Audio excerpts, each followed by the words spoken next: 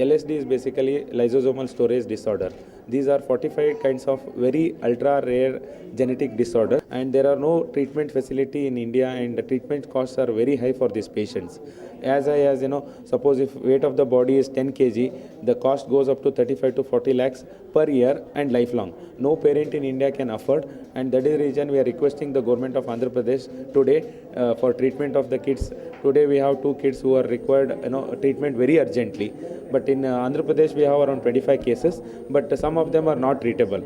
Out of 45, 6 are treatable, and today for 2 where it is treatable, we request the government of Andhra Pradesh to reimburse the cost. These diseases are not part of the government list at all. These are very new diseases and recently diagnosed. I mean, facilities in India has just gone up, and government, still not aware about under their existing healthcare policies.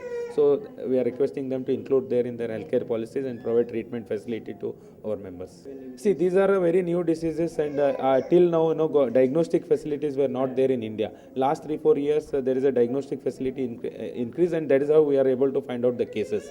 So it is too early for government to include. That is the reason as a society we are making an effort to include them in their chapters. Government side, no. Only these facilities are available in private side now.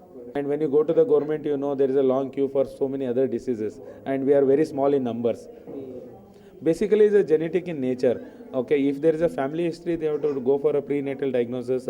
Otherwise, if they find any discrepancy in the newborn, there has to be a newborn screening or early diagnosis.